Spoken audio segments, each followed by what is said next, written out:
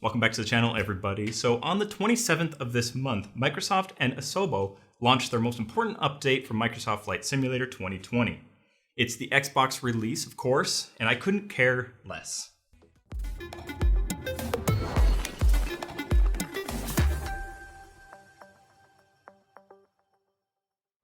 It's pretty awesome for Xbox owners, but that's not my cup of tea. Never own an Xbox and probably never will. My opinion here, but I think PCs are better in kinda every way, especially when it comes to simulators.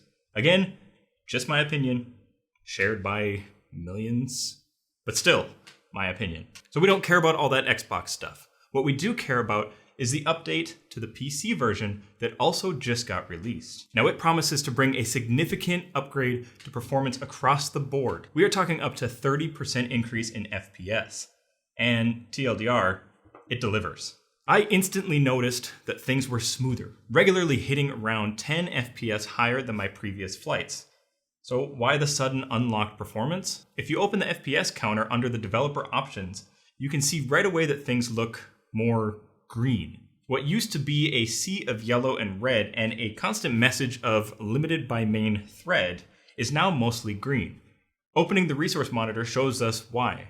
The GPU utilization is 100% and CPU is down significantly. The sim is now taking full advantage of your GPU's power, and it is very clearly working a treat. On the G9 running at 5120 by 1440 and ultra settings, I was seeing a noticeable amount of improvement in how smooth the experience was. So I wanted to see why this was, so I took my saved Paris flight from my Windows 10 to 11 comparison video, loaded up on the Alienware R11 with a 2080 Ti.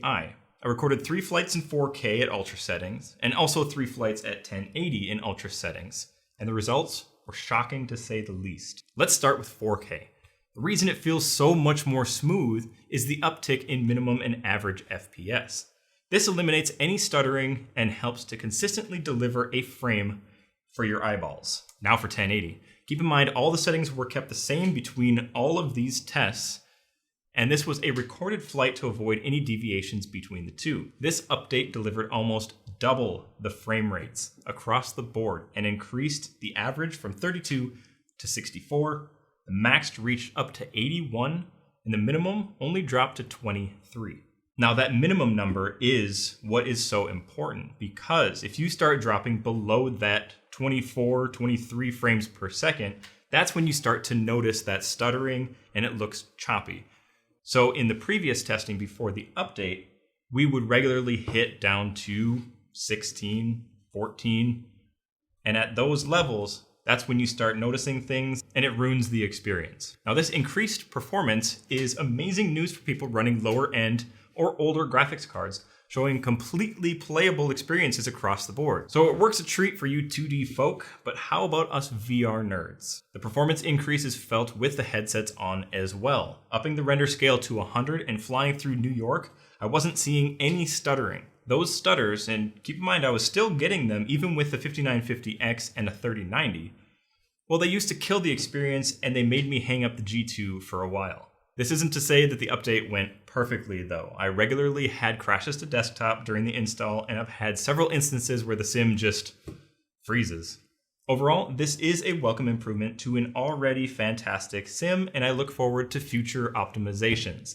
Like they say all the time, it is a work in progress. Let me know if your experience has been different than mine in the comments below. That's going to do it for today. If you guys like this video, go ahead and hit that like button. And don't forget to subscribe.